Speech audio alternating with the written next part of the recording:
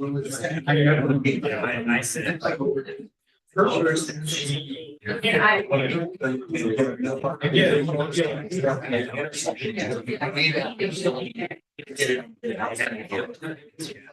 And that'll trigger some of the.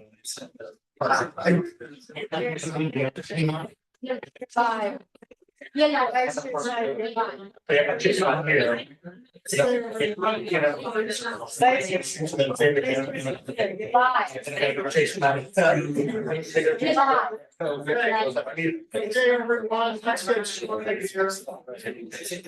To make sure it's safe. We are being broadcast live now, so I call to order the Thursday, July 11, 2024 meeting of the Northern Virginia Transportation Authority. I'm vice chair, of course, substitute for our chair, Phyllis Randall. So the meeting is called to order, and please take the roll. Vice Chair Snyder, Here. Chairman McKay, Here. Supervisor Sames, Here. Chair Jefferson. Here. Board Member DeFerrante, Here. Mayor Wilson, Here. Mayor Davis Younger, Mayor Michelle. Here. Mayor Reed. Here. Senator Boysko. Delegate Delaney.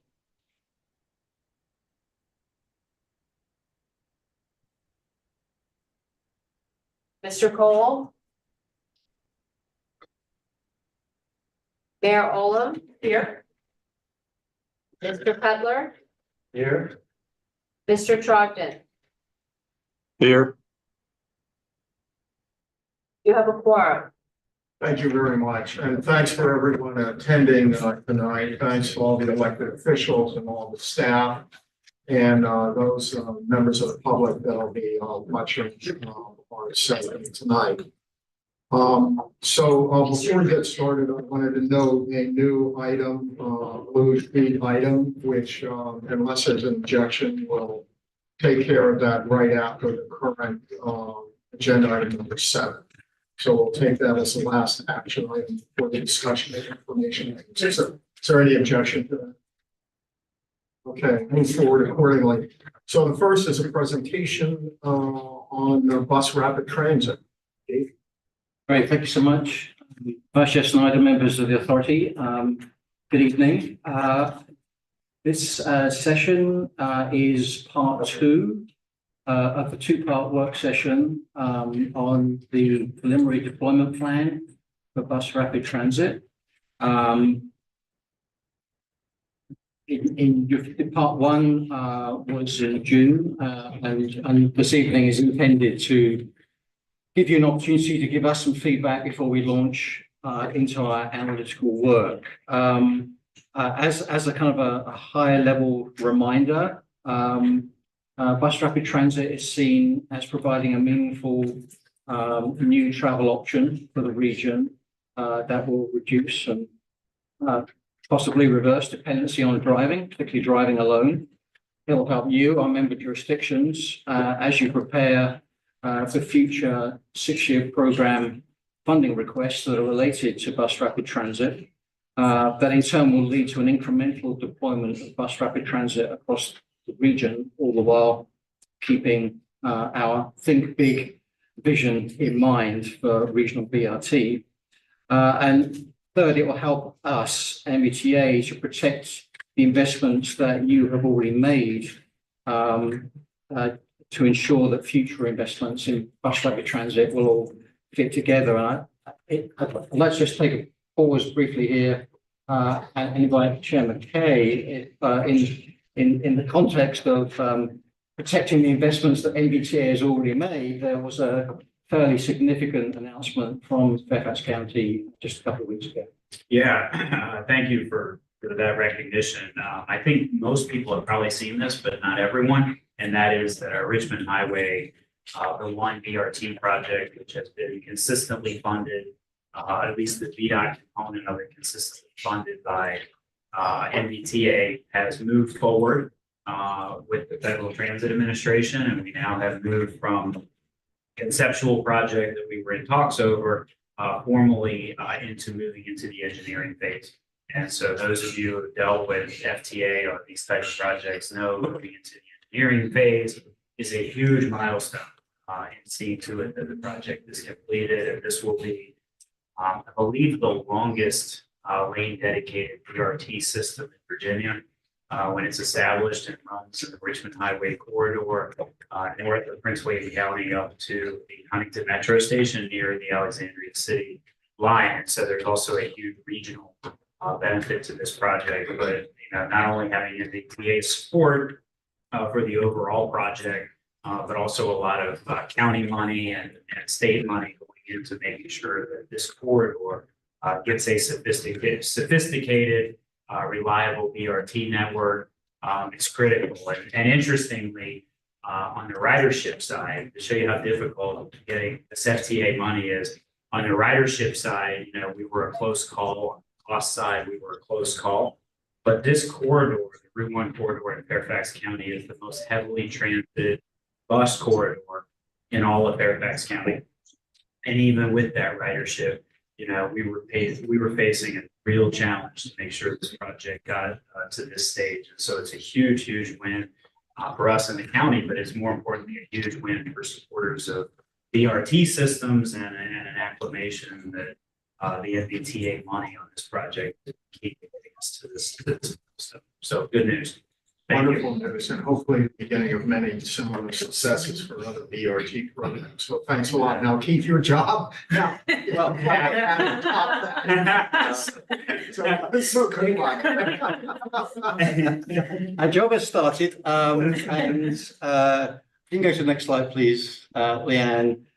Just a refresher that the purpose of the session in June and this session is to share findings with you from our community engagement activities that have been conducted recently. And we mentioned the online survey at the last meeting, and then we've got some early feedback on that. And also, as we kind of pivot from that initial work to going into our analytical work, this is the perfect opportunity, not the last opportunity, but the perfect opportunity for authority members, if you so desire, to give us any feedback and guidance you'd like us to take into account. Perhaps from Fairfax County with your experiences to date and the other jurisdictions, Arlington, Alexandria, Falls Church, having experiences to date with developing BRT systems, and for other jurisdictions who are maybe thinking about it further into the future. If there's any feedback or guidance you can give us as we go into the analytical work, as I say, now is the perfect time to be doing that. And we're going to be revisiting these 4 questions that are listed here. Not going to seek your response right at this moment. We'll come to this at the end. But these are the 4 topics in particular that if you have any feedback on, we would certainly appreciate you sharing that with us this evening. Next slide, please. So in detail, for this evening, what we're going to go over is a summary of the online survey. We'll be talking a little bit in more detail about defining the regional BRT system that we're going to evaluate. So this isn't a proposed system. This is what we're going to be starting with in terms of our evaluation. And then just a teeny weeny little bit more into the analytical approach. I think the slide deck you have before you has a lot of reference slides in it, which are very detailed, and we're not going to go through those unless you would like to ask us a question on any of them. So this will be fairly brief presentation to give you the maximum amount of time possible to share any feedback that you want. Next slide, please. So first up on the online survey, to my left, from the consultant team, we have Billy Bona from WBA Research. WBA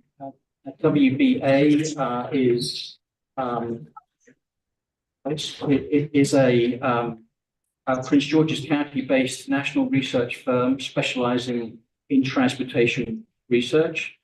Billy oversees WBA's project management and research, and that's nearly 10 years of research experience. During which time he has conducted research for ourselves, for VDOT, WMATA, the Greater Richmond Transit Company, GRTC, SEPTA, the Southeastern Pennsylvania Transportation Authority, Maryland's Transit Administration, and also the Metropolitan Transit Authority of New York. So with that, Billy, thank you. Thank you.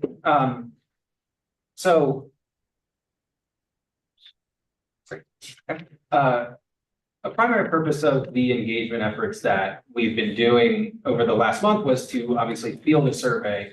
And this survey explored the public's interest and awareness of BRT and also asked them what kinds of priorities they would have for a BRT system. So this built off of the previous round of focus groups that we actually discussed last month, where we were able to get an initial read on the public's familiarity with BRT and their priorities for the region as a whole.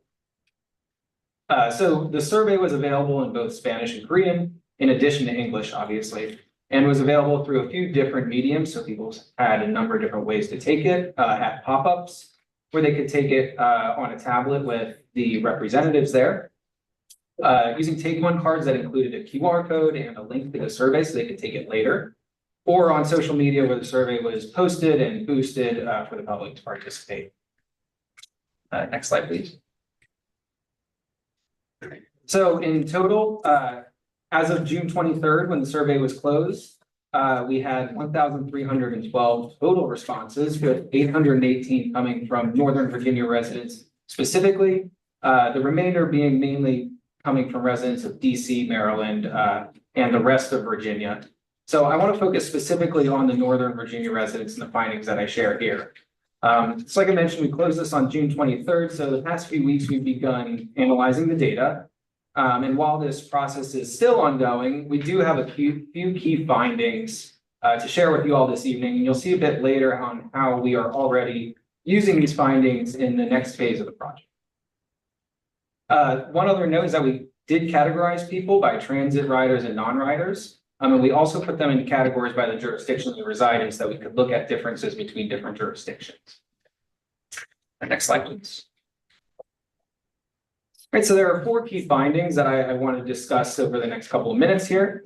The first is that the top priority for a new transit system, according to the people we talked to, is in Nova continues to be relieving congestion. And while that's the overall priority, when we dig down on specific jurisdictions, we see that the priorities can slightly differ depending on which jurisdictions we're looking at. The second key thing is that the public was most likely to want BRT to connect them to retail or entertainment centers, and to do so all day, so not just during peak periods. We did find that when we look at different types of locations that people might want to go to, they have different priorities or needs for peak service versus all day service. So again, a little bit more granularity there. And for the next two, I actually want to talk about the bottom point here first, which is that when presented with different BRT concepts, nearly 1/2 said they would consider BRT 1, which is the most basic level of BRT we talk about here, over their primary mode of transportation currently. This climbs to 8 and 10 as more comprehensive features and services are added to the BRT system. Now, when residents were asked how likely they would be to use BRT in general overall, after we kind of account for the fact that survey respondents frequently will over-report their likelihood to use something or purchase a product, for example, we estimate that 3 and 10 are likely to seriously consider BRT if it were available. Next slide, please. So, as I mentioned in the first point in the previous slide, the top priority for BRT's system in Northern Virginia is to relieve congestion. This validates what we learned previously from participants in our focus groups, but it also adds a few more layers of detail with all of this data. So, for example, we found that following closely behind relieving congestion is that a BRT system should provide improved mobility to those without other travel options, and that BRT should make it easier to get to more places on transit. And additionally, now with this more robust data, we can see that in different jurisdictions, a different top priority emerged. So for example, among Arlington, Loudoun, and Alexandria residents, the top priority was to make it easier to get to more places on transit. In Fairfax, providing improved mobility to those without other options was key. And then in Prince William County, relieving congestion was the most important. So collectively, relieving congestion is most important, but with some nuances at the specific jurisdiction level. Next slide, please. So on where they would like BRT to take them, we had nearly 4 in 10 overall want BRT to connect them to retail and entertainment centers. That was followed by nearly 3 in 10 overall who want to be connected to Metro Rail or other public transit stations and stops and job centers or offices. And at the jurisdictional level, we found that Arlington County has the highest proportion that want retail and entertainment center connections. And Arlington County also has the lowest proportion that want to connect to Metro Rail or other stations. So once again, seeing how there are different needs in different areas. While overall, people want BRT service throughout the whole day and not just during peak periods, this does vary a bit by the type of location they primarily want BRT to connect them to. So for example, service to those retail and entertainment centers should be all-day service. And the same goes for those who prioritize their service to residential communities. But among those who prioritize metro stations or job centers and offices, the needs were slightly different, with a strong desire for the most service during peak periods. Slide, please.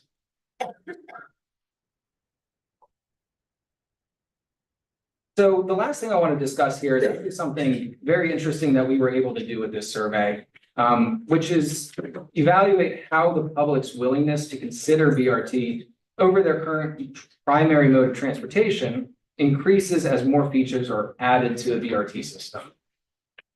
I do want to note that David Miller to my right, who will be presenting shortly, will also be explaining in more detail the levels of BRT that are shown here. So I know that those pictures are a little small. We'll get a little bit more detail in just a moment.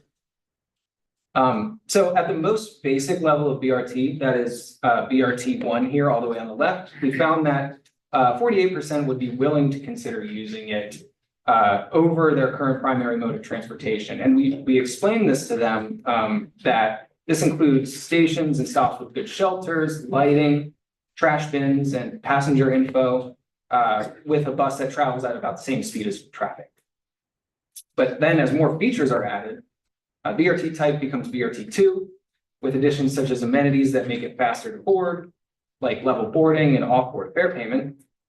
BRT2 would also be able to move faster than traffic. So when these features are added, the willingness to consider grows by 25 percentage points all the way up to 73%. And then with the most robust set of features shown to respondents for BRT 3 and 4, such as dedicated lanes and additional security features, we see another 8 percentage point bump up to 81% who are willing to consider it as over their primary mode of travel. So from this, we can see that that biggest bump in willingness to consider comes from making the jump from BRT1 to BRT2, with slightly less of an increase than when jumping from BRT2 to BRT3. So additionally, at the jurisdictional level, once again, we were able to see that Fairfax County also has the highest proportion that would consider taking BRT 3 or 4 with a whopping 89%, so nearly 9 in 10. So I actually want to turn it back over to Keith. Okay, thanks so much, Billy. Before we move on to the next presenter, since this was about the survey, we've only had a short period of time to kind of dive into this. There's a lot more to come, but if there are any questions for us right now on what Billy's just presented, or any kind of interpretations of the data that you would be interested in us drilling down into, I'd like to just kind of take that now before we move on, if that's okay. And if there are none. Okay, not seeing any. Keep going. Okay. All right. Thanks, Billy. So I'd like to introduce to you again David Miller. He was here with us last month, but for those who missed his introduction, David works for Foursquare ITP. Foursquare is a woman-owned transportation planning firm headquartered in Washington, D.C., with over 60 professionals specializing in transportation planning, transit service planning, and transportation demand management. David is a certified professional transportation planner. He's the chief development officer and a senior project manager, and has 25 years of diverse transportation planning experience. So David, we can get back to you. Next slide, please. Thanks, Steve. So, building on what we talked about last session, where we were talking about the peer research into BRT systems, today we'd like to talk about how we are developing the universe of potential corridors for further analysis and study and development of BRT routes moving forward. Our kind of analytical approach to screening those corridors based on existing and future density, how likely people are to use transit, regional connections to BRE and Metro Rail, and then how we are going to determine the BRT type on each corridor and the operating characteristics of the bus moving forward in our process. Next slide. So the universe of potential corridors is shown here in the map on the right side of the screen. This was based primarily on what is adopted in the MBTA transaction plan, which is the current long-range transportation plan for Northern Virginia that MBTA is responsible for developing, and this was adopted in December of 2022. So that was the first step. MBTC also recently has been working on a regional bus analysis study, so we layered that on top. That was a little bit broader looking, whereas the MBTA transaction network only looked at BRT and high capacity transit. The MBTC one looked at other forms of bus as well that weren't necessarily BRT or high capacity, so it's a little bit broader. And then in addition to that, we took our own look at density and demographics to make sure we were taking into account equity, and just looked for some other gaps in the network that might be reasonable to study. So this is where we have ended up. This is what we are using moving forward in the study. I will point that we didn't limit ourselves to Northern Virginia because, of course, people don't just travel in Northern Virginia. So we do have a corridor that goes to Bethesda. We have a couple of corridors that go down to downtown DC, and we have another one that goes across the Woodrow Wilson Bridge to the Suitland Metro, which has long been identified as a potential connection for the region. Next slide. So one of the first things we do is look at density, because if you don't have people and dense destinations, then you won't have full buses, which is what we're looking to create a system of, so that we can meet the goals of and charter of MBTA and what we saw in the survey people want, which is, convenience to getting to their destinations and relief from congestion. So when we look at this map, this is showing the existing density within a half a mile of that universe of potential corridors. So the darker the color, the more people and jobs we have. This is looking at both together. We call this the activity density. Don't expect you to read that legend, but it's in your packet if you want to squint. The key takeaways is that most of the corridors in Arlington and Alexandria have a density that is sufficient to support BRT service based on what we saw peers from around the country having success with. So that's our kind of a first takeaway. As we move west and we move out of Arlington and Alexandria, we see fewer contiguous stretches of density that supports BRT, but we do see some very, very dense nodes that are separated by lower density residential areas.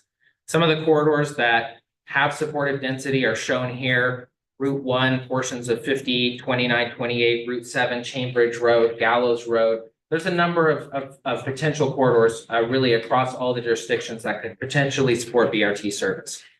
And these are really connecting in addition, they would be connecting in addition to the Metro Rail, some of the densest activity centers across the region, and creating a broader network to leverage the investment we already have and to let people move around without cars in some cases. I would also point out that we're not, again, not looking just at existing density, which is this is showing, but we are looking at all the way out to 2045 and 5-year increments. And some of these corridors that right now maybe just have nodes at two ends may begin to grow together. The density will grow in it and fill in. So in the future, there may be more supportive corridors than we see here for BRT service. Okay, next slide. So Billy introduced the BRT types. These were what were shown to the public. We only showed them BRT types 1, 2, 3, and 4. Express and hybrid are kind of various combinations of service. Express being a BRT service that would potentially use a toll road or freeway or expressway or parkway, and hybrid meaning it might change based on the segment of the corridor. So I want to kind of reiterate from last time that BRT is a very flexible transportation option, and it operates on a spectrum from a lower level of investment, lower intensity, less infrastructure, all the way up to something that is replicating rail, but on rubber tires. So just for our concept development, we're not trying to redefine bus rapid transit for the world, but just for purpose of this study, we've developed these 6 types. BRT1 is not just a bus, so it has special branding. It comes more frequently. It should operate probably 18 hours a day, 7 days a week. It will have additional passenger amenities, and it will probably have some minimum level of priority at intersections. For example, getting a little bit of extra green time when the bus is approaching. BRT2, as Billy mentioned, starts to build out those passenger amenities, bigger shelters, more features, more information, and giving a little bit more priority at intersections, perhaps with some short bus-only lanes that allow the buses to jump the queue and get ahead of the traffic that might be backing up at those intersections. BRT 3 and 4 are more substantial. So this is more similar to what we see the Metroway or the GRT in Alexandria, the GRTC Pulse in Richmond, where the bus has a bus-only lane for at least 50% of the time, which really gives it a lot of reliability and some advancement of the average speeds that it can achieve. That's where you really get to start seeing that attractiveness that we saw in the survey results, where people are saying, yes, I would use that. That looks like something I would use. So we are taking that universe of corridors, we're screening it down to what we think will be, what we find will be viable BRT corridors, and then assigning a BRT type to each of the corridors. But it's not what we just say, this whole corridor will be BRT2. We are looking segment by segment to see what the proper application is based on the land use mix, the density, the levels of congestion, and the supportive active transportation around the bus rapid transit. Okay, next slide. Sorry, quickly, what do you mean by customer amenities? Okay, that's a great question. So, every journey somebody takes, starts and ends on 2 feet or 2 wheels. And their first experience with the transit system is that bus stop, right? Whether they're getting on or off. And so bus rapid transit typically minimally has some shelters to provide some protection from the sun and the rain, information about the system that you have, a bench, trash, a light, that's kind of the very basic passenger amenities, right? And then it grows from there. The shelters get bigger. You, as Billy mentioned, you might be able to board at a level where you don't have to step onto the bus, which is easier for folks who are mobility impaired or have groceries or kids and strollers. You might be able to pay before you get on to speed up the process. And then there could be additional security features. So it just gets more and more comfortable and more train-like as the BRT levels go up. Okay. So for next steps, we are again analyzing that universe of corridors, looking at what should move forward for BRT consideration and further analysis based on the screening results. We are not removing anything from the transaction plan. We're just simply identifying the corridors that are ready to be considered for BRT as part of this plan, and that will continue as part of this process. So the remaining corridors can be carried forward as part of other plans for other investment in the future, other types of bus service. So there are no losers. We're just looking in terms of the corridors, winners and losers. We're just looking for what are the most viable in terms of BRT service. So our next step is to develop those routes, the stops, the stations, identify what BRT type should be on each segment. And that really informs kind of the level of service, how much priority is going to be invested. And later on, that helps us identify the cost and some of the other trade-offs. And let me just emphasize that with the BRT types for each route segment, we're not designing BRT systems for our member jurisdictions. We're developing this for the purposes of our analytical needs. And I would envision that, you know, there will be kind of like what if situations going on if we maybe over or undercooked it in terms of the BRT type. So it's the BRT types are not a commitment to anyone to do anything, but they are kind of a resource for us as we go through our analytical process. I'd like to move on just quickly now to Ms. Dahlia Levin, who many of you will have probably seen at MBTA authority or MBTA committee meetings in the past. Dahlia is the national planning lead for transit and shared mobility at Cambridge Systematics. Cambridge is our prime consultant, so David and Billy work for Dahlia and her team. Dahlia has more than 18 years of experience planning for the future of multimodal mobility in and around the Washington metro region. Her work focuses on transit planning, travel demand forecasting, and planning for emerging technologies at all scale. So it's really great for us that Dahlia is leading the analytical approach to this with all the knowledge she has from working with us in the past and for many of you as well. This really is the best of the best approach for us. So Dahlia, why don't you tie all this together and tell us what people need to know right now about our analytical approach and then take it from there. So no equations today. That seems reasonable. So can we go to the next slide? I do have flow charts though. They are easy flow charts. So as David was just talking about, right, we are at the point of trying to wrap up our first phase of this project, which is really has been a data gathering process. And we'll be culminating with this definition of what the BRT network is that we're going to test. And so right now, we've been doing all that data work. We went to the public, that we talked about what we've heard from them, and we're going to continue to review that data. And what we intend to do, as Keith mentioned, is take this sort of potential network, the different routes with their assigned BRT types, and start to evaluate the performance of those potential BRT routes. So we're looking at that from a number of perspectives. We will get into that in just a second. But we want to look at that so that we can start to identify priorities. And really what we're looking at doing here is prioritizing the routes that make up this network into sort of short, medium, and long-term networks based on how well they perform and how ready they might be at the current moment, how long it might take before they're, reach their full ripeness for implementation. As we're doing that, the next piece of that is we want to make sure that we are considering sort of other policies, other considerations that could impact the performance of the BRT system. And so what we're talking about here could be things that the region does. We'll talk about what some of those could be. Those could be policies that get implemented, or those could be things that happen to the region, another pandemic, a thing we haven't thought of yet, whatever that might be, is understanding how that uncertainty about the future could impact that ridership so that we can be sure that we're investing in things that are resilient to the potential changes that are going to come along in the future. We don't necessarily know what those changes are, but we know there are changes coming.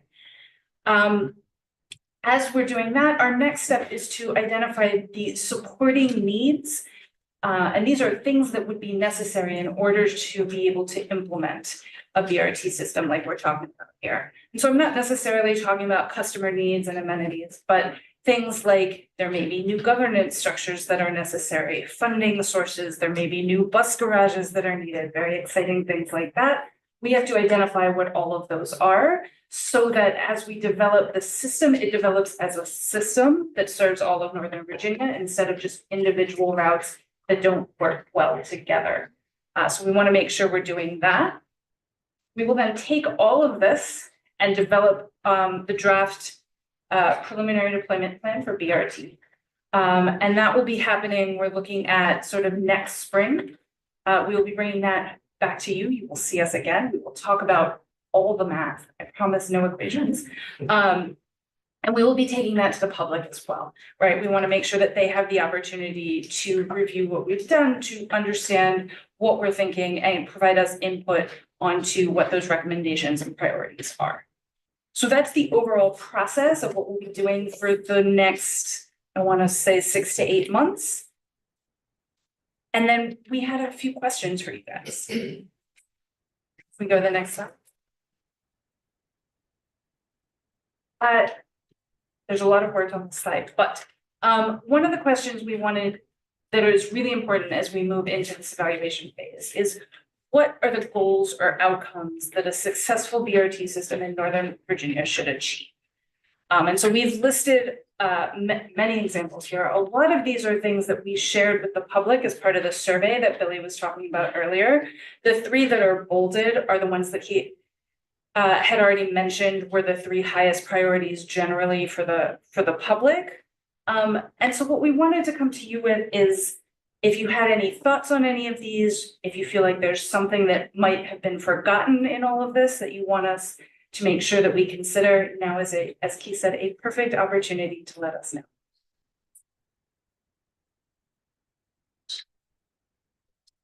Thank you for all of this work. I guess a couple of suggestions for this list. So, you know, I'm glad David mentioned earlier the caveat on the slide when we were talking about the density, the existing density versus plan. I do think that's key. You know, I know that now that Fairfax is working to try to duplicate Alexandria and it's a success. When we built the, You were taking possession. He was the exception of the mayor. He was taking his victory lap. I had to knock him down a notch. When we built obviously the Metroway system in Alexandria, we did it in anticipation of millions of square foot of development that's approved in both corridors. In Alexandria, anyone who's paying attention to economic development announcements over the last 6 months, you know, that site currently has a couple 100,000 square feet of development. It's entitled for 7 million. Arlington, I believe, 1 billion square feet of development they've entitled in Crystal City. So I think the intent was to put infrastructure in place prior to development happening, but the other piece is also to as an impetus for to drive economic growth. So I think one of the things that I believe is missing from this is essentially using transit investments as an economic development engine, essentially, as something that drives and encourages economic growth. So that's one. And then the other thing, and I think I mentioned this last time, the second bullet, I think there's a couple words missing, which is essentially provides an alternative to driving and other modes. Because I think one of the benefits I think we've seen in the Metroway corridor has been that that Metroway gives riders optionality in the region. You know, particularly we've had significant Metro Rail projects that have taken Metro Rail offline. Metroway has actually served as a great alternative for riders, and I think providing riders with alternatives, not just for when things are broken down, but just generally giving people alternatives is a benefit in and of itself. So, your thoughts on it? I'm not gonna rebut. Our ideal BRT would have gone through the city. I agree. Hey, listen, I'm in agreement with you on that. But let me just, I do want to agree with something the mayor just said about transit ridership too, because one of the things that obviously everyone in this room is concerned about is metro ridership. Metro rail ridership included. Bus ridership is actually, you know, rebounded quite well.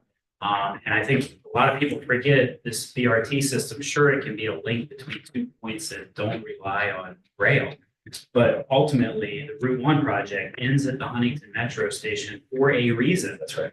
And that is that it provides a huge increase potentially of Metro rail ridership, which helps Metro, helps everyone in the region. And so we can't just assume that people getting on a BRT are, their final destination is found on BRT. And so it is a huge Metro ridership piece. The other thing on the land use is that this is always a difficult conversation with the community. But for example, on Richmond Highway corridor, we're putting BRT in so that a future generation could ultimately see Metro rail extension occur on that corridor to build more ridership towards a Metro rail extension. And the challenge that we had in the community is, do you rewrite your comprehensive plan to BRT level densities, or do you rewrite your comprehensive plan to Metro rail densities? And I think we need to be careful of not canceling out the public support for BRT by being overly ambitious on land use. But by the same token, if your land use plan does not point to a successful BRT ridership growth number, it's going to be a challenge. The land use and transit have to be speaking the same language. And, you know, our experience in Fairfax going through with Federal Transit Administration is, I think this ridership piece is going to become much more difficult in the future to get federal funding. And so, you know, we had the most heavily transited bus corridor in the county, as I mentioned, and we were close to not making the ridership numbers. If we weren't seeing pretty significant economic development on the highway corridor and ridership growth on our existing bus system as a result of that, we probably wouldn't have met the criteria. And so the public's got to understand, you got to have the density to get return on public's investment in this infrastructure. But also it's important to generate the ridership if you're thinking about getting future Federal Transit Administration funds. And so you're talking about this absence of land use, you're really losing an opportunity in the arena of smart growth, but you're also losing an opportunity in the arena of getting federal funding. Any other questions, comments? I had one more from the experience in working on around 7 BRT that operational flexibility is critical. You know, if you have a wide open area where you can have dedicated bus lanes, great, but you're probably going to have different operational contexts, and it needs to be flexible enough to operate in those different contexts. Yeah, maybe it gets a lane, but in other places maybe it doesn't. So that kind of thing. Yes. I just have a question, because I want to ask something of McKay, just going slightly off of what you said, because in Prince William County, density is like the third rate. How is that in your experience?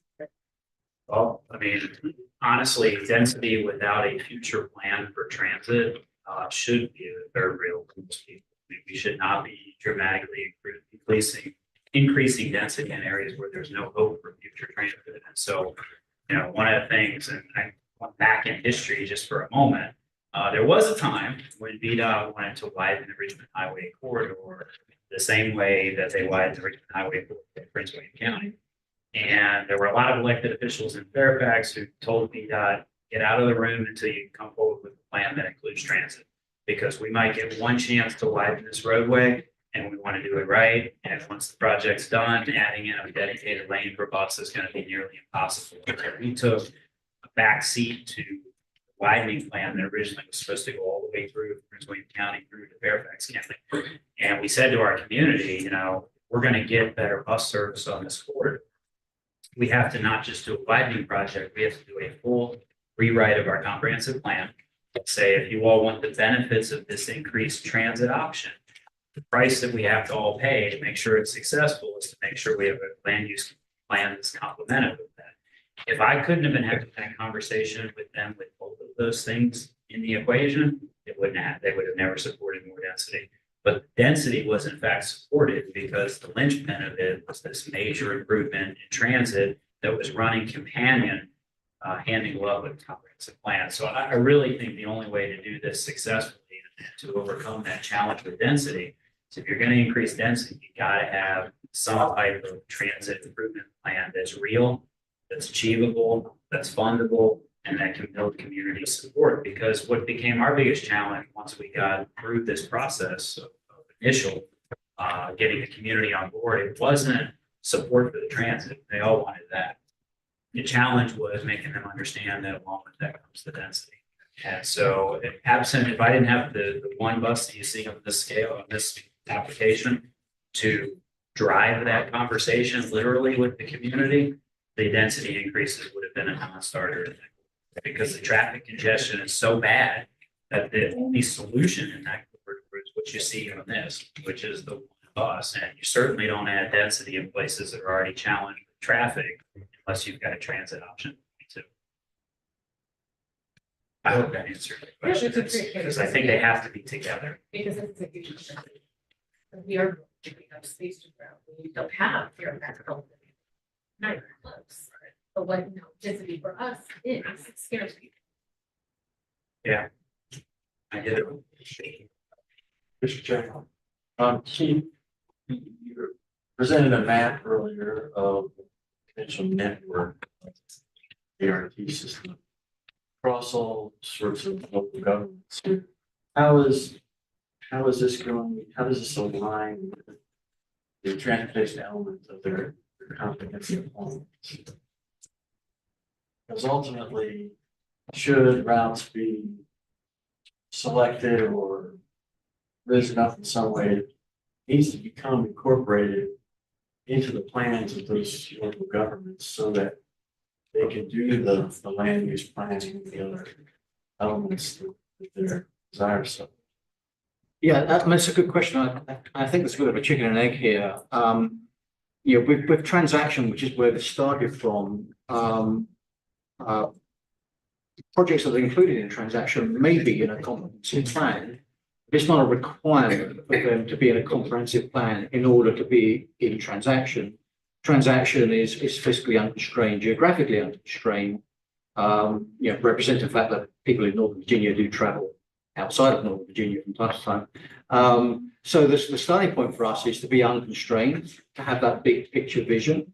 But I think, Mr. Cutler, what you're alluding to is, and the conversation here as well, is that in order for BRT to advance, you know, there needs to be a tie-in with comp plan, and there needs to be therefore a tie-in with density, and David kind of went into that in some length. So I think, you know, we will be in a position, you know, in 6 months from now to come back to you and explain where density is our friend and where it perhaps isn't at the moment. And you know, to the extent that that has any bearing on how member jurisdictions go about developing their comprehensive plans, which is not our domain, and we will not tell you how to do that. But if this information is valuable to you and you know, perhaps it causes you know, some thinking about that, then you know, that is one of the things that when we created the preliminary deployment plan that we wanted to have a conversation about. So don't have a better answer on that view right now, but it is very much in our minds, this question of density, BRT supported density. We have to be very clear about that, and also when in time it might be there. Just because it's not there today doesn't mean that when we look at 2045, but it won't be there. And even if it's not there in 2045, we've at least, I hope, explained why, you know, maybe we don't see some lines in the preliminary deployment plan. They'll still be in transaction, but they're not dropped or forgotten. But you know, we won't, you know, be proposing things that we don't think are feasible without the right density. Hope that. Yeah, thanks. I think what I take from it though is that it's incumbent, should the local governments around the table see things that are important to them, the sooner they can start planning them, the better, right? It doesn't mean that BRT is going to be there in 5 years or 10 years, but to get it into their comp plans sooner, that's a better place to be for the next generation. Right, and we will come back to you, you know, for a further work session in the spring, and then we're looking to have a preliminary deployment plan document for you to review and draft, and then hopefully to approve in a final format, you know, maybe this time next year. And at that point, we'll also have some recommendations about where we go. We don't think it will end at that point. Sure. Yes. So the discussion talked about Arlington, Alexandria, this. Jeff, your conversation about density of challenges made me think back to our density conversation in Arlington a few years ago. And I think that's squarely outside of this analysis. But I wondered, as you're thinking about corridors, because the so-called the missing middle discussion in Alexandria also had different names, sorry. But that conversation, that is relevant to density, but it's at the stretches of corridors. And I'm just wondering, do I have that conclusion right, that at this stage, that conversation is fully outside of the level of analysis that you would do, or is it inside? Because we have the history of Boston Rothland, we have corridors, and then we have the density that we're allowing over time through the zoning change. Yeah, so the analysis that we'll be basing this on is land use forecasts that are compiled by MWCOG, Council of Governments, which all come from the individual jurisdictions. So what we'll be using in this phase of analysis is going to be the ones that you guys have all, seen before. They are the newest versions. So I think we're on round 10 now. So they will be the newest versions of that, but that's what we will be working around. If we don't mind going to the next question, I can talk about a little bit around what if no one minds. We can go back to question, I think it's slide 20. I'm okay with what if, but I imagine the chair and everybody else's brevity is just a little bit. So I did mention a little bit earlier, one of the things that we wanted to look at as part of this study is some of the what ifs, right? Some of those big uncertainties. And I mentioned a couple of things that, the region could decide to do. That makes up that first row there. We could look at vehicle miles traveled, pricing on the roadway. We could look at a congestion pricing. We could have fare free transit. When I say we, I don't mean this is something NVTA could enact, or even any one of you could enact. We, the region, somehow could implement that. And what impact might that have on people's reliance on driving, on their interest and willingness to use BRT, ridership, things along those lines? That's a potential what if scenario. You'll also see up there something along the related to land use densification. Could we look at a set of land uses as evaluation that varied from those regionally accepted MWCOG forecasts? Is something we could do. If we put more of that land use closer to where the corridors are, how would that impact ridership? That's work that's been done previously, not for a BRT plan, but for previous versions of transaction, where we've looked at densification around transit. We also, post-pandemic world, have to be considering, right, the continued impacts of telework, of travel demand management. So just thinking about some of these big what ifs that may vary from those standard forecasts is one of the things we wanted to incorporate. So these are some of the ideas that we've come up with so far, some examples of what they could look like. If you all have others that you would like to see us look at when we get to that stage, this is not the only opportunity you have to come up with those. Great. But if there are other things, we'll see how we can work those in as well if there are other interests. Sure. Yes, thank you. I think what you're suggesting here is spot on. As we did, we were progressing pretty well pre-pandemic with our long haul buses where you park the bus, you do your work, or take a nap and ride right into the city at certain designations. But once the pandemic hit, then we continued the buses once everybody started going back to work.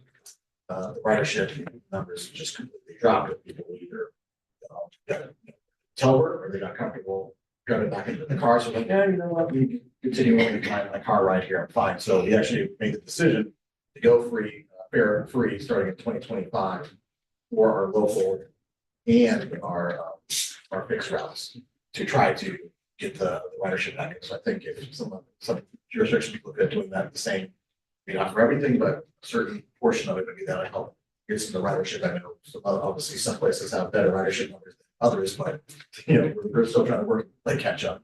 It's still a novelty and Loudon Also there, you should look at, this is for local, state and the federal, all working together, look at incentives. Those who are teleworking, they don't have to go in a couple days a week to the city or wherever, incentivize folks to start looking at, public transportation. So again, get out of your cars and as Wilson, had earlier, having multiple options from the metro, from the buses. You can have a plethora of options to choose, some people like metro, some people like bus or. So I think if we have more incentives to give to companies or to individuals if they register, I think that'll help people get back to mass transit. Then also look at the congestion pricing.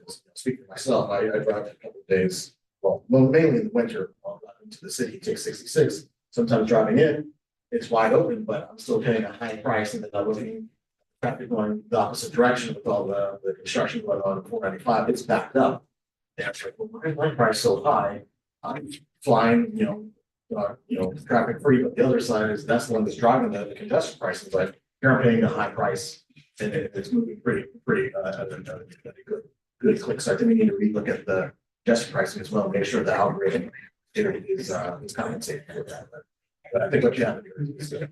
I cannot promise that we're gonna fix the I-66 tolling element, and it may be slightly outside of our scope, but considering how congestion pricing on a wider scale is something that we could look at. One last point, I'll also say that where there is synergy, say for example, say Trainsville Road on Route 7, where we're Loudon, Fairfax, Sterling, Hearn, and Mead, we need to make sure that our local buses are speaking and working together to make sure people are riding buses and those transfer points. The routes are synced because if you say I'm riding it from Loudon to Drainsville, the time, and I have to wait for the Fairfax connector, you don't be sitting there waiting 30 minutes, 45 minutes. Again, that will just force somebody to get back into their car. So we need to make sure Loudon connector and say the Fairfax connector is in sync for those transfer points, the drop off and drop offs. The same thing we can work with, say Loudon 28 from Richmond County and Fairfax County as well on that side. And maybe do the same for other corridors. All of our different bus systems, they're all working together to make it more synchronized and easy for all of the riders. Any other questions? Yes. Sorry, you want Sure. to? I Sure, think Jason. that's, Greg, question, why do you take, and I kind of know the answer, but why do you drive in? More comfortable. I think that's, Then that's again a choice, but yeah, in the spring and summer, like right now, I took the train to get here today from DC. And not a problem. one of the things we have to address when we talk about public, I love public transportation, by the way. Okay, I do take it when I go into DC more often than not. It's comfort and convenience. That's the biggest issues we have to tackle. It's comfort and convenience. Particularly from my jurisdiction, we have a lot of people who drive in because it's comfort and convenience, even though it's congested. Even though we do have PRTC, which, fortunately, we have a meeting tonight that conflicts with this, and it's kind of a fun button issue, we're losing ridership. That's a huge thing. Within county, OmniLink, we have no ridership, we also have no fare. But, we have to, address the issue of getting people out of their cars, and really is comfort and convenience. When I worked at Capitol Hill, I'll tell you, I did drive. Because my schedule was unpredictable. And not having, and I lived in City of Alexandria at the time, that, to my city, Pentagon stopped running at a certain time, I had to go down to Crystal City and take like 2 buses over. It's a problem, and that's, I think, the biggest thing that we have to comfort and convenience. Well, I think our survey Sometime we results. redid the network. Come on back. That would be noticeable. So before you just. Come on back. Thank you, Mayor.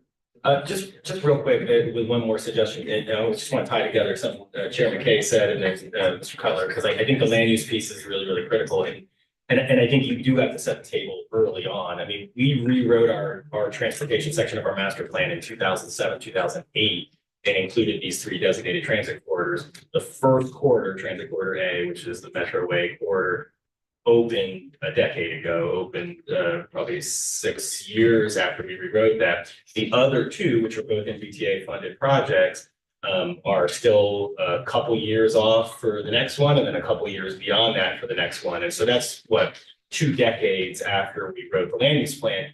But what's key about the land use plan, and I think gets to my suggestion, is we tied together the density with the right of way, getting us the right of way. So as all these adjacent properties redevelop, they're required to provide the city with right of way, which we use to build out dedicated right of way for bus rapid transit. And the suggestion is that we said here on the bullets of what defines success, we say can be implemented quickly. It's also can be implemented incrementally, which I think is really, really key. And that's what we've done on Metroway, as Matt knows, where, you know, we're coming back now and expanding dedicated right of way along that corridor. And I think the same is going to be true on the other 2 transit, our Duke Street and our West End one. You know, we're going to build it out in one way, and then as things redevelop along the way, we'll add right of way and continue to incrementally build it out. And that's tied with our land use plan directly. So. I promise, one last comment. I do think you mentioned the redevelopment, it's the same thing we have on Richmond Highway.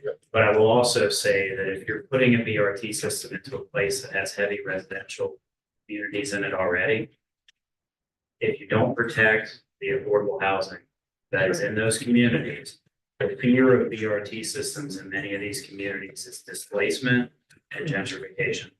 And so when you're looking at land use, you know, preservation of some of the elements that exist, at least and most importantly in the form of affordable housing, becomes critical. We could not have gotten our land use plan on Richmond Highway approved if we didn't have a robust, no net loss of existing affordable housing and all the tools in our toolbox to expand affordable housing with the new development. So that people who live there now can picture themselves being able to continue to live there when a BRT network is in place, and then they can take advantage of that. So I just think it's an important part of the land use conversation. Yep. I think the final thing, and it should be without saying, but making certain that this is going to be affordable and self-sustaining as much as possible, but also affordable for the people who are going to be using it. Right now, we are in a crisis with the Metro. We are going to be working starting next week to figure out how we're going to create a sustainable funding source for the Metro system. As we add on to more amenities, right, we just need to make certain that we're going to be able to pay for them and that they're going to be affordable for the people. There are people in my community who spend upwards of $500 every month because they take toll roads. You know, your average person doesn't have that ability to pay for that. And so I love the idea of the fare free transit, but also for the localities and for the Commonwealth or the federal government need to be able to find that money to pay for that. So we just make sure that we're not forgetting that dollar concern. Any other questions or comments? Thank you very much. This has been an extremely rich conversation. Hopefully it's been a good record and that this will be worked into our work on this in the future. I think it underscores the mission of this group, putting setting aside money to focus on this part of multimodalism that the region is behind on for sure. So thanks. We want to move quickly to conclude the presentation. Yeah. Next time. I think fantastically, you guys, our next slide, was a question about what challenges we should expect. And I think you guys have covered that very well. So I don't think we. Very familiar with the challenges. Yeah. So I don't think we need to spend much time on this. And the last question, that we had planned to ask, I also think we've covered fairly well. If you could, one more, was really talking about, as alluded to by Mayor Wilson, right? How do we implement this incrementally and how do we consider that? So I think we've addressed all of these. And so with that, on our last slide here, I'll just remind everybody a little bit about next steps, right? We are here with you at the end of phase 1. We will be back again with you as we get into phase 3. So as we have done all of this analytical work, we will come back and tell you what we learned.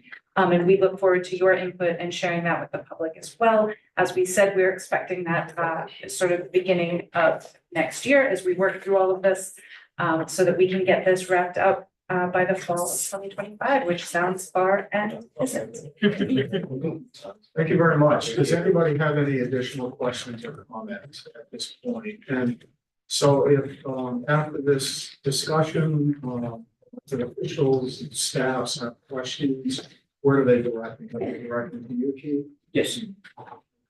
And that'll be certainly included in, as we move forward, in addition to calculating great comments to have. yes, we will be reaching out to the members of the BRT Planning Working Group. Yeah, all of the jurisdictions are represented by staff on that, so we'll be reaching out for any further inputs they may have.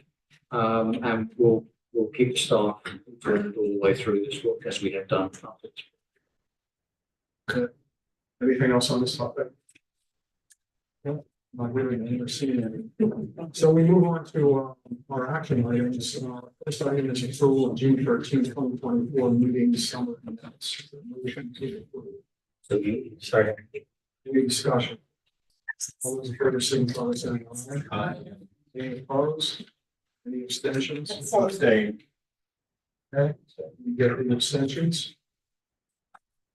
And passes. Next item on the agenda, the one that's of somewhat significance to all of us, to say the least. It's the FY 2024-2029 6-year program. Term and Mary. Thank you, Mr. Chair. So I'll be very brief. I believe staff has a short presentation as well. Okay. We're not. So we're not even do it. Okay, even better. All right, so as my colleagues are aware, I chair the planning and programming committee. We did meet on June 25th to review the staff recommendations. The committee ultimately endorsed the staff recommendations with 2 amendments, which are detailed in your memo, but namely transferring $11.6 million from the staff recommended Shirlington Bus Station expansion project, which had been recommended for funding, and transferring that to the Crystal City to DCA multimodal connection. And then transferring $5.4 million from the Norfax network improvements, Norfax East West Road project, to the Boulevard multimodal improvements project. In addition, we had some discussion, which I imagine we will repeat here in a couple of minutes, regarding some potential policy considerations that these 2 transfers presented the committee's discussion. And we had endorsed recommendations from the PCAC, who had made recommendations that we evaluate a policy to address resubmitted projects that have experienced a cost increase, which was one of the stories behind some of these transfers, as well as directing MBTA to look at projected long-term benefits a decade in the future to understand how balance is achieved over time. So obviously we'll have some more discussion and possibly amendments, but at this point, on behalf of the PPC, I would move the PPC's recommendation for consideration. Is there a second? Second. Okay. Discussion, are there amendments? Yes, I do have an amendment, Mr. Chair. I have tried to provide you with paper, asked and shared it to NBTA staff, of course. After the PPC meeting, there was, we had conversations with NBTA staff and also internally.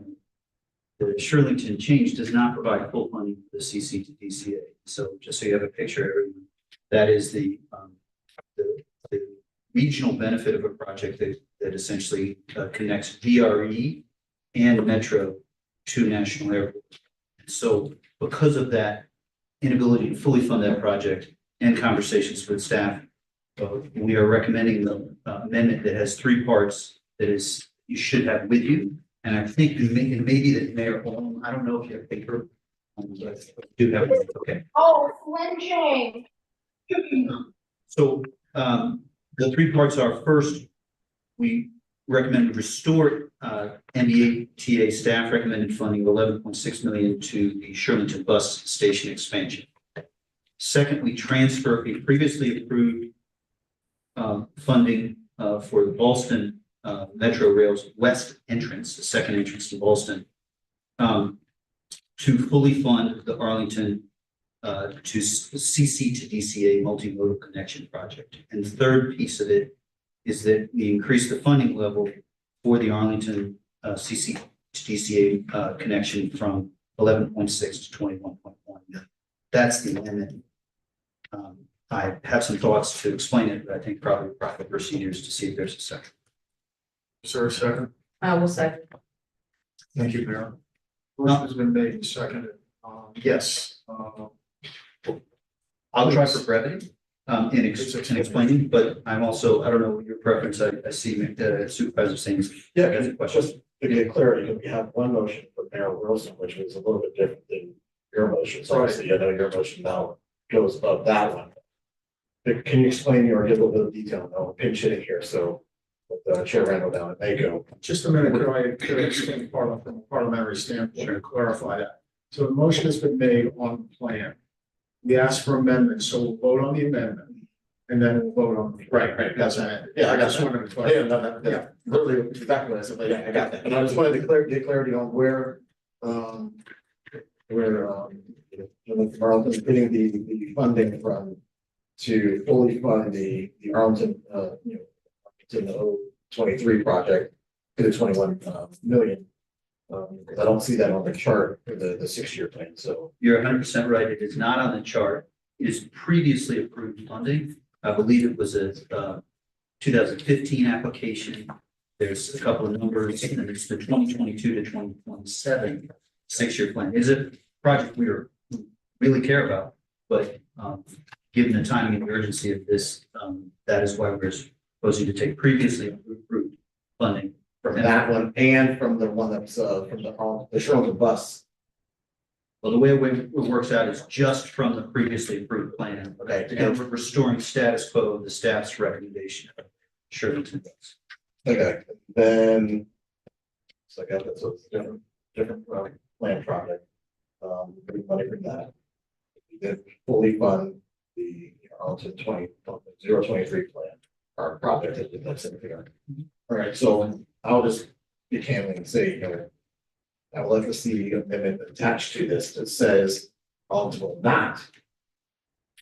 The next year, the year after, or whatever, ask for funding from that plan that you're talking about taking money from, and correct me if I'm wrong, if you're looking to take money from that Charlton bus plan as well, because let's say we're just getting to a double dip, but you can have, you put in, these projects, one project gets funded, the other one doesn't get funded, or what happened here, then you're moving money from here, then next you're gonna come back after funding from the project that got approved, but you move that funding to somewhere else, and it's gonna keep, I see that opening up a whole can of worms from other jurisdictions doing the exact same thing over and over again, so I couldn't vote for what you're asking for unless you're amending, you put that note in there, saying you would not bring that project back, asking for funding in future years. So I'm happy to answer those questions. I was ready to try and explain some of the broader benefits, but let's go straight to that. There are other projects from multiple jurisdictions that have come back for funding. There's one, there's multiple, there's some that are recent, and there's some that are old. And with cost overruns, DRPT and other entities, we talked about this at BBC. There are other projects that come back. I don't know off the top if there is any allowed. I don't think it's useful to get into that type of, but irrespective, I'm happy. I have an additional sentence that I think would further address this.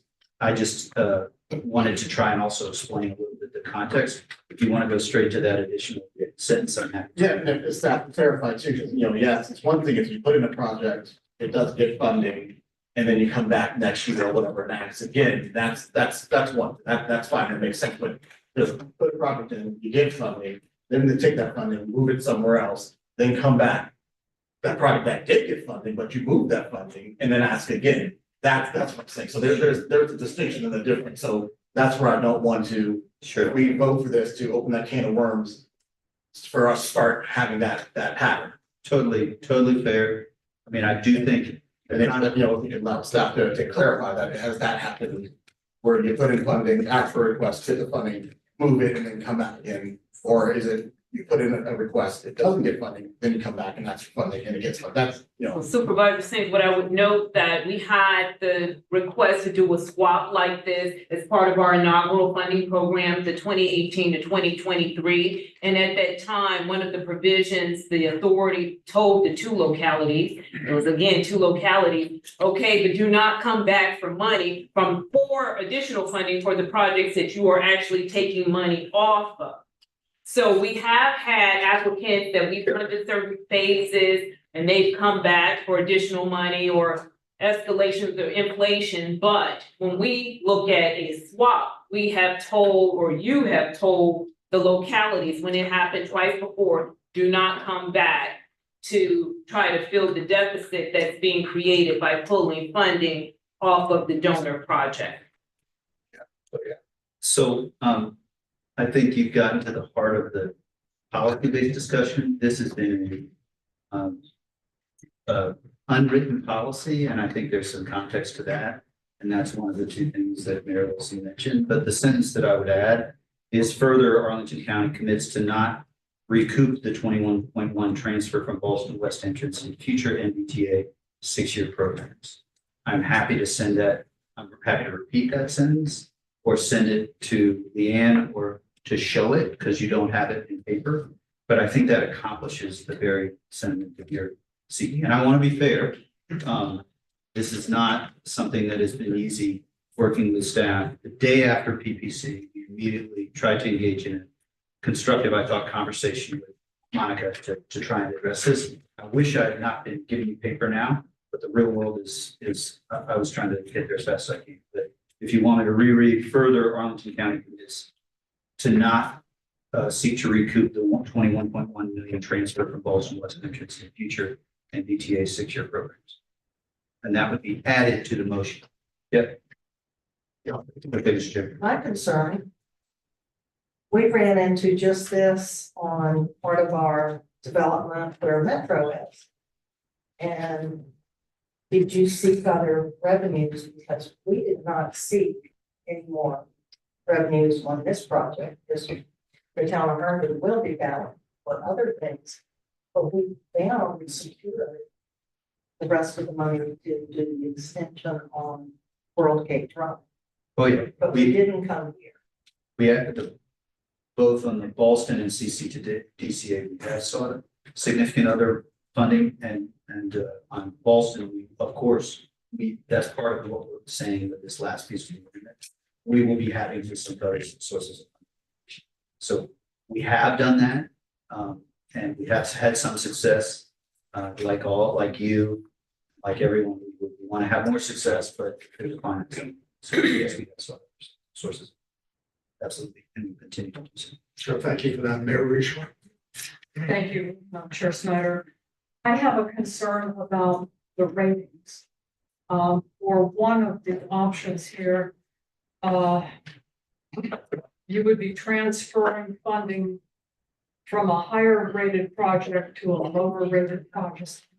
And on the other one, I don't know what even the rating is on that. On the Ballston project. On the Ballston. Sure. No, I think it's a fair concern. If you look at in the packet, the various CCRC is one of the key ratings, of course. There are other ratings. The argument that I would make in particular for this project that we think of benefits is that there are two other big projects, BRE and Metro, that are going in at the same time. We believe there's an efficiency there that is beneficial, and we believe that regionally it's of benefit so that folks, Fairfax, Manassas, around Manassas Park, around the region can come through DRE or Metro to the airport and then commute. And we think that there are those regional benefits. But I'm not going to say that isn't the case on this point. I just think that there are benefits in addition that are worthy of consideration. But we are mandated by our legislation to consider CRRC first, are we not?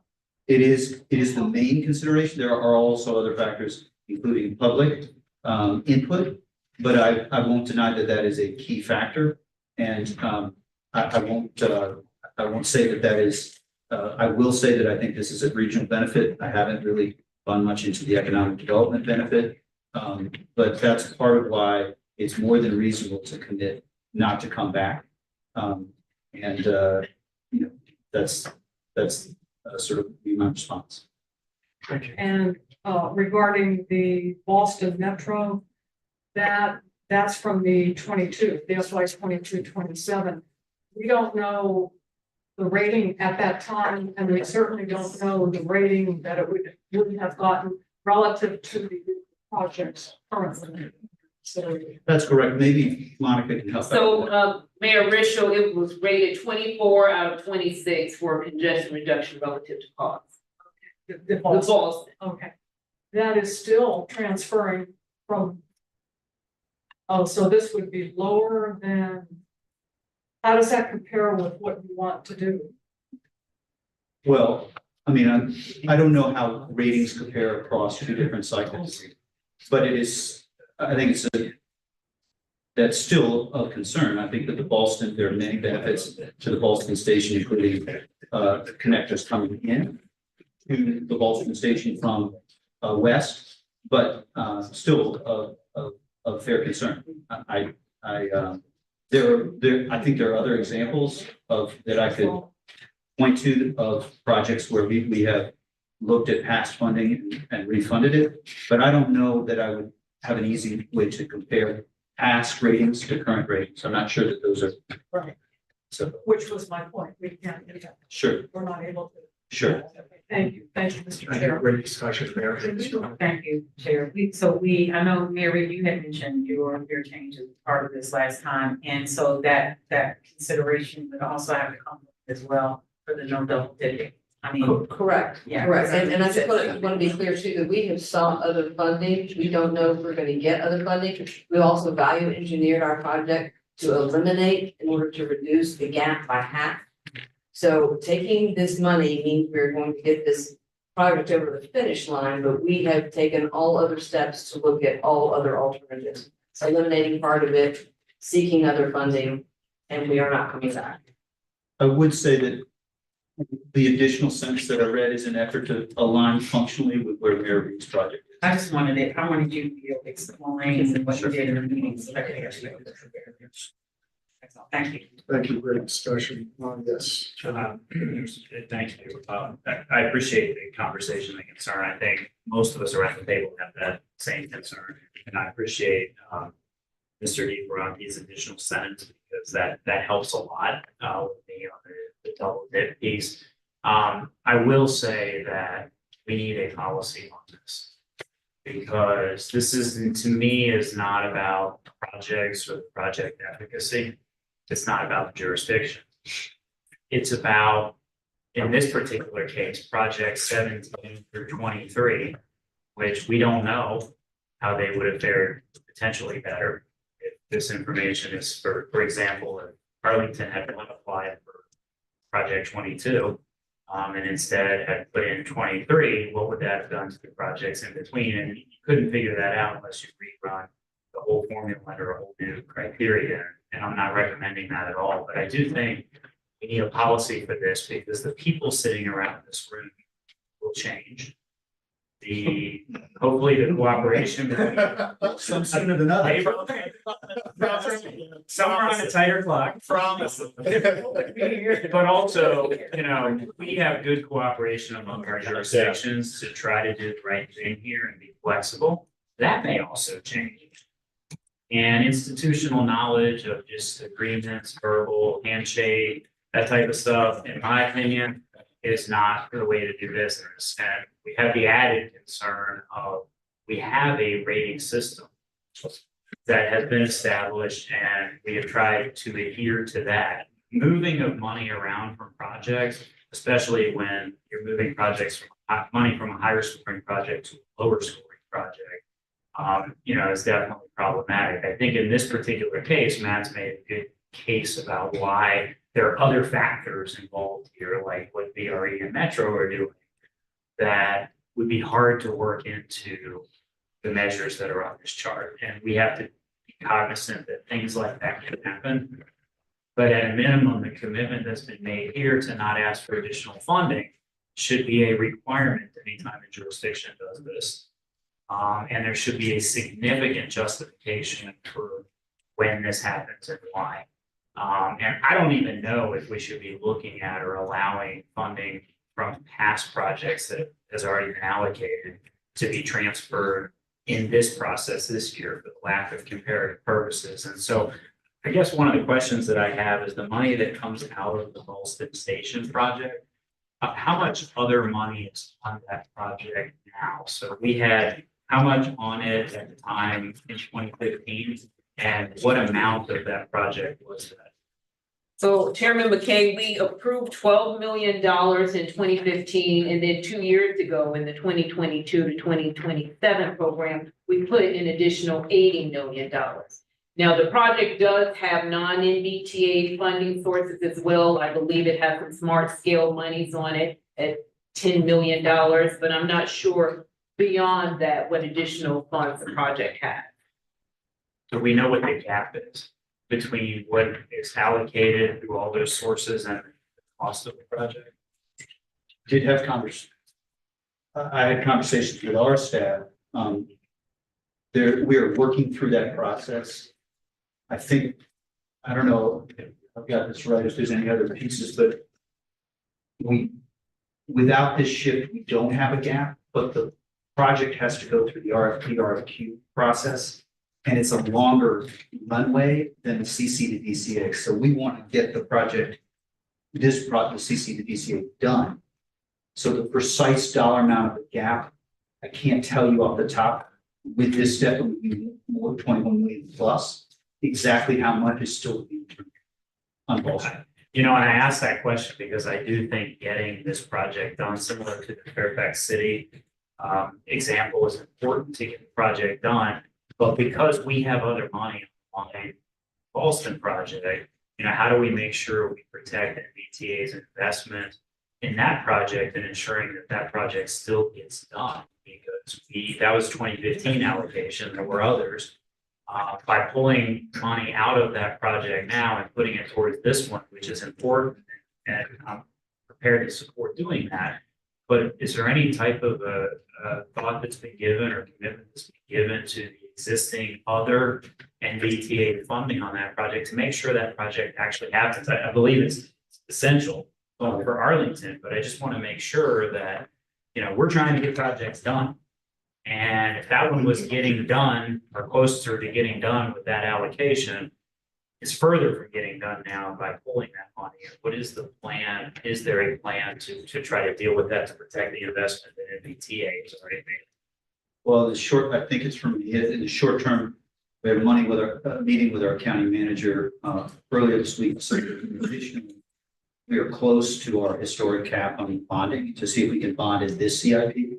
But I've also talked with subject to open meetings, so it's not specific, but directionally, I've talked with all of my colleagues. And we are committed. I don't have prepared additional amendment language. You know, I don't want to think about that. You don't strenuously object. I mean, that was the movie, right? We are committed to this, but we are committed to this, and we're already thinking about how in this CIP we can stretch more money to do it.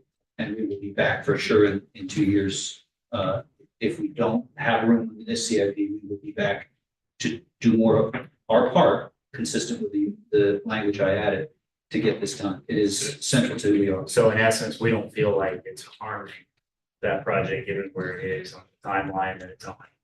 You know, because we know the timeline wise, we have to see where the RFP, RFQ comes, and then we have to apply for other funding and really work. If we take the 21 million, there's zero, there's no 21 million. We have to work. I think given cost overruns that we're all seeing, we're going to have to work to fix that over the next 18 months. Okay, and finally, Mr. Chairman, if I may, you know, I fully support what Arlington is trying to do here from a principle standpoint of getting projects done and understanding and yielding to Arlington, you know, are the highest priorities there, but I'm also cognizant of our responsibility to NVTA. And in order for me to support this, I appreciate the language that's been added by Mr. DeFronte, which I think is essential. But I would ask him to consider maybe adding language too that requires NVTA or directs NVTA to adopt a formal policy dealing with this type of situation with some type of relative time frame in place, because I am concerned that I'm more concerned about the precedent that's being set here than the projects themselves. And I think we need to protect ourselves from this uncomfortable conversation in the future. Normally, I would say maintain all levels of flexibility, but knowing how NVTA was created and the requirements for scoring, technical elements of those, and knowing that the people around this table might change and jurisdictional relationships change, the constant will be the policies that NVTA has in place. And we have to adopt a policy to prevent this type of thing from happening in the future. And I think it's important for our jurisdictions in applying for projects to also know that policy exists. It might change the projects that they apply for. And in fairness, we should all be playing by the same rules. And so I would ask that the concept somehow be entertained in this. And if that's the case, that's, you know. I'm 100% supportive, but I also defer to. Yeah, sure. To Chair McKay's, the motion that is on the floor and we're attempting to amend it includes language that requests that we evaluate a policy to address resubmitted projects that have cost increase. Is that what you're requesting, or are you suggesting that we go farther, more explicit in that policy direction? I am requesting that a timeline be established so that we're not years from now. I mean, while this is fresh in our minds and we've been through this, we should immediately adopt a policy, not only because it's fresh in our minds, but also because we don't want to be open to a unsubstantiated complaint from somebody that we ignored the rating system and we just, it's chaotic here and we're just deciding projects not based on criteria. We need to say, this was a one-off that had a certain circumstance related to it. This is not our way of doing business and not something that we want to do again.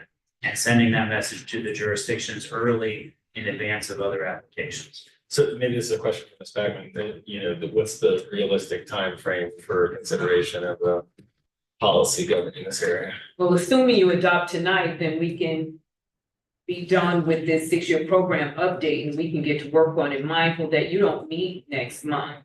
Unless you like to schedule a meeting. So that will give us some time to look at this and we would look at bringing. We could try to bring something in the fall. I don't want to box us in, but I would say in the fall. It would definitely be done before the next. Yeah, oh yeah, because we would do a call for projects next year. That's around the corner. So it's I would think by the end of the year, yes, it was appropriate. It gives a sense of urgency to make sure people are engaged in this, understand the seriousness and the one-off nature of our consideration and the speed by which we want to make the jurisdiction square up for future financial asks of NVTA, that would be a principle that they would be abiding by.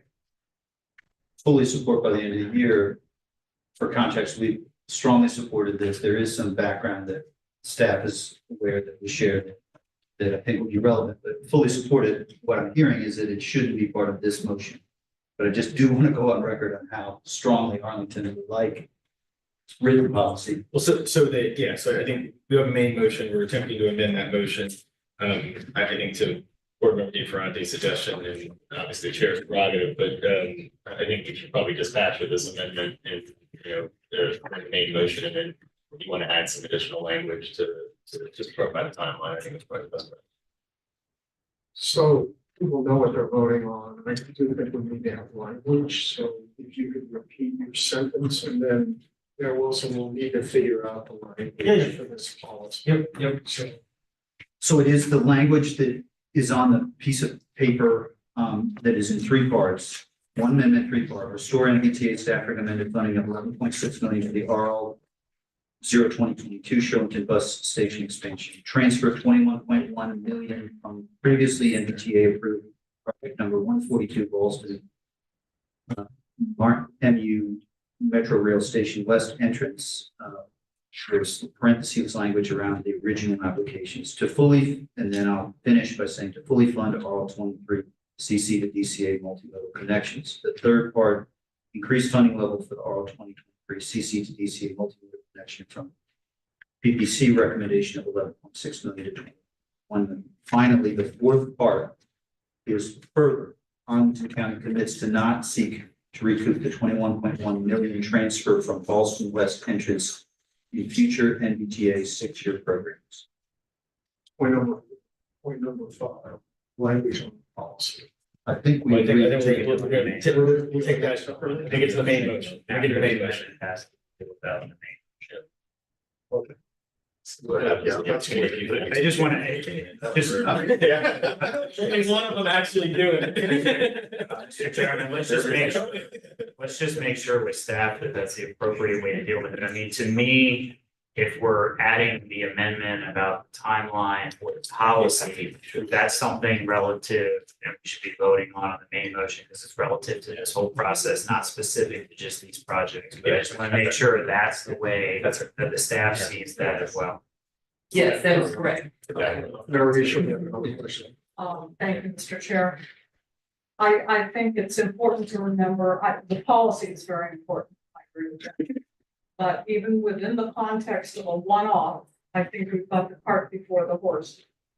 And I'm reluctant to support this. I remember that the MBTA is under constant scrutiny.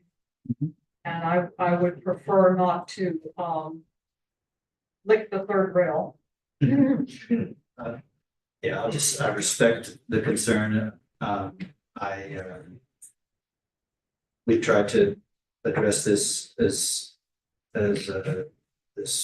expeditiously and as clearly as possible. I respect it. I also, that's why I wanted to add the concern about the recouping on the last one. I don't begrudge it. I do think there are other examples of projects, but it's immaterial. I respect the view and hope that you'll understand that we, from our perspective, we very much wanted a written policy from the beginning, but I also understand why there has not been.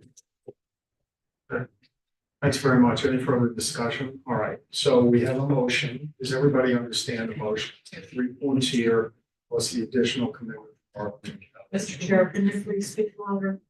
Yes, so everyone understands the amendment. The amendment of the 3 bullet points, plus the additional sentence that Arlington County has added about the commitment not to come forward for the money that's being moved. And that's the motion. Motion's been made by board member Difflin, or no, who wants to make? I made the motion on the amendment, seconded by. Can I say something? I think if he's now changed the amended motion to have that 4th bullet point. I don't know. Second. Thank you very much. Does everybody understand what they're voting on now? It's an amendment. All those in favor signify by saying aye. Aye. All those opposed. Aye. Any abstentions? Abstain. We see 1 abstention. And I hear that. Second abstention. Is voting for.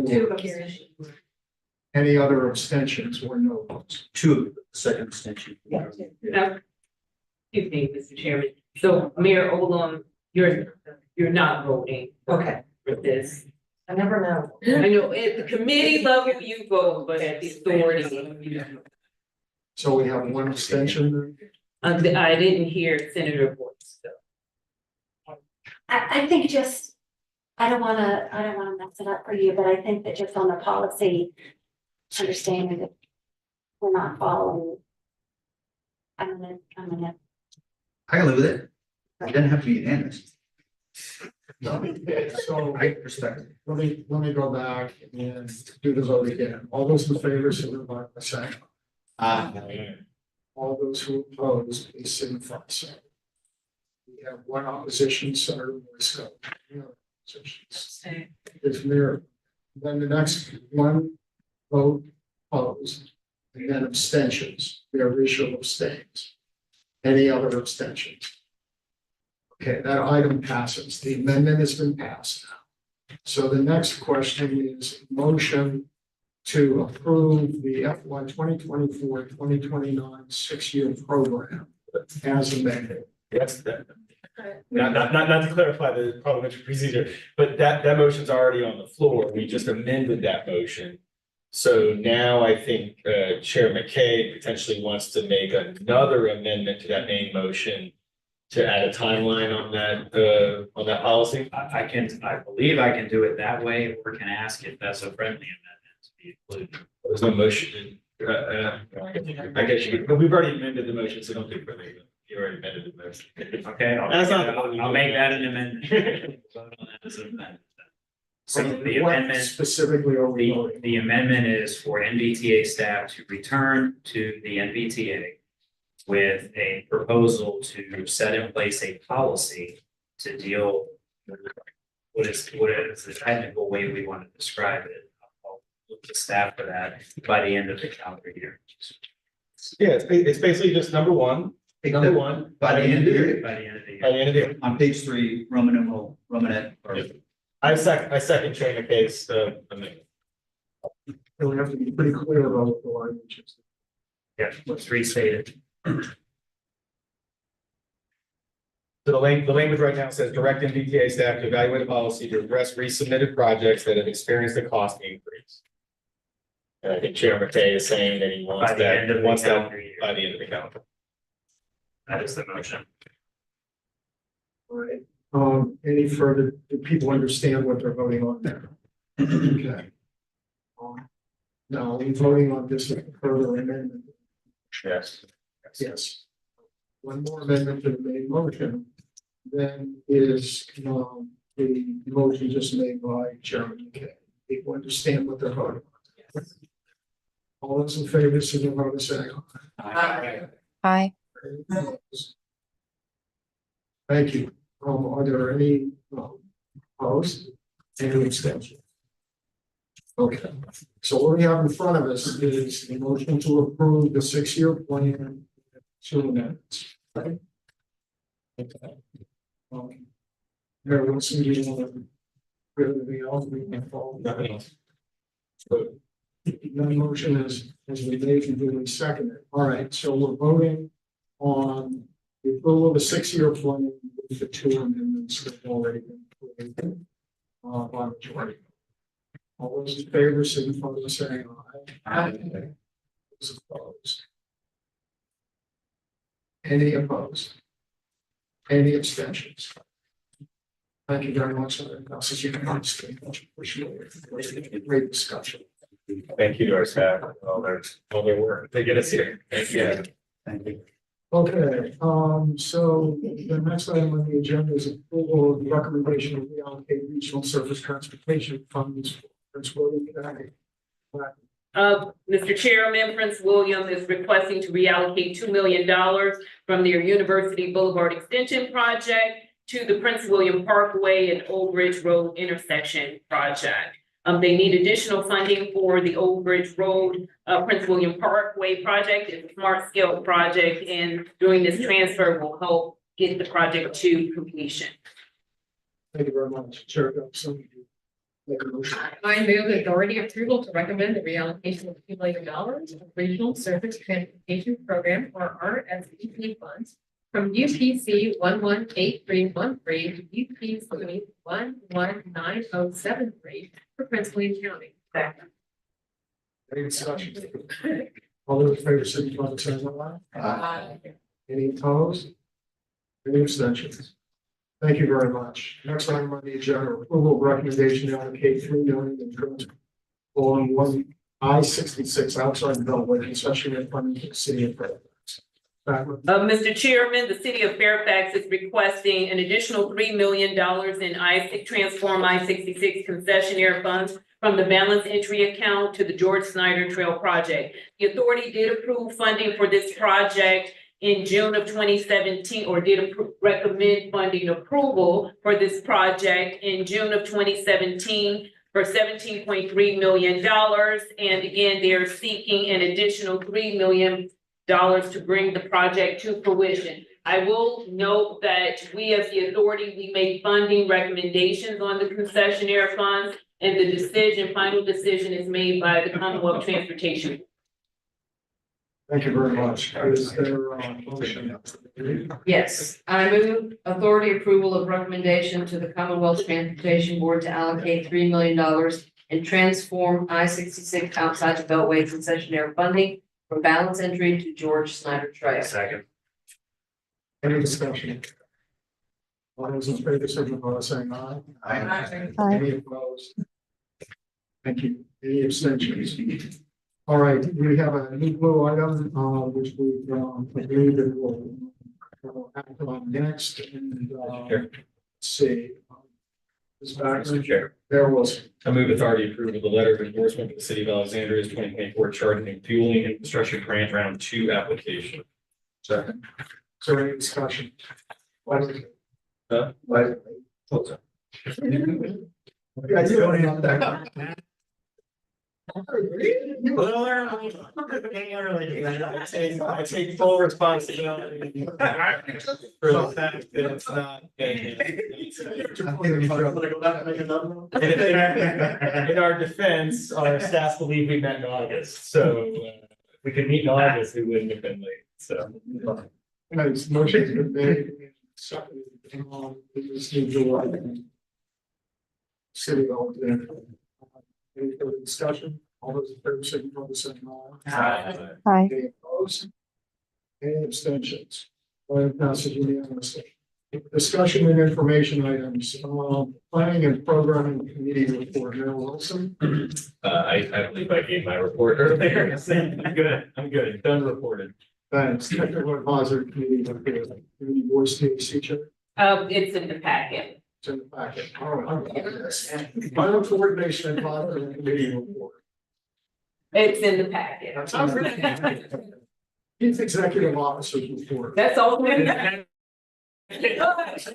However, I would like to know just quickly, tonight, Zach Trogdon, who is the interim director for the Department of Rail and Public Transportation, he was on, but he is the interim director until, I don't see his name. Oh, I'm sorry, Zach, there you go, you haven't logged off, until there is a permanent replacement name for Jen DeBrule, who retired.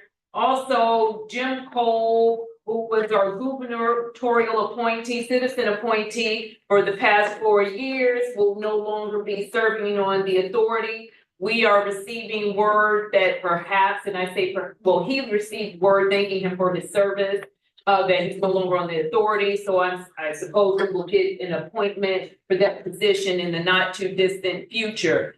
A reminder, save the date, it will go out October 30th from 8:30 a.m. to 11 a.m. is MBTA State of the Regions Transportation Network, and you will have the save the dates going out to you. You'll hear about that again. And there is a groundbreaking tomorrow for the Crystal City East Metro entrance at 11 a.m. Everyone is welcome to attend. And I know I don't have to remind you of this, but we don't meet next month, but just in case we don't meet next month. Mr. Chairman, that concludes my report. Thanks very much. Does anybody have any questions for our CEO?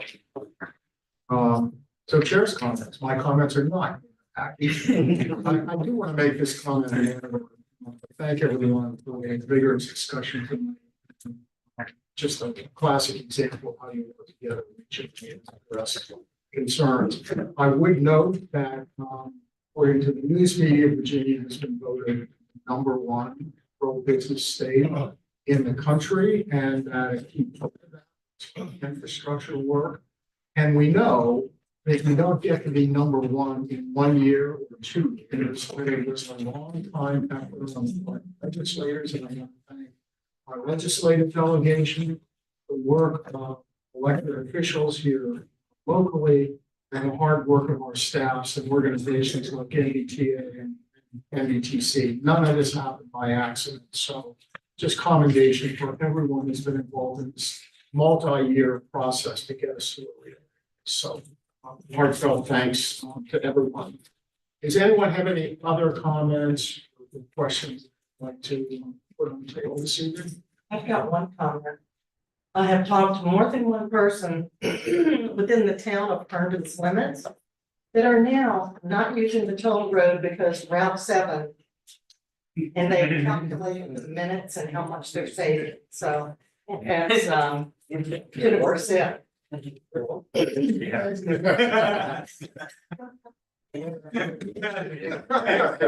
Okay, thank you for that. All right, anything else anyone wants to bring up? Yes. you I have- hope everybody has a wonderful August. We better entertain a motion. Yes. Oh, I'm sorry, Mr. Chairman, I know you all want to leave. When we meet in September, we should be in our space on the 6th floor. So we will send information out about that. All right, all good, thanks a lot. I'll entertain a motion. Somebody.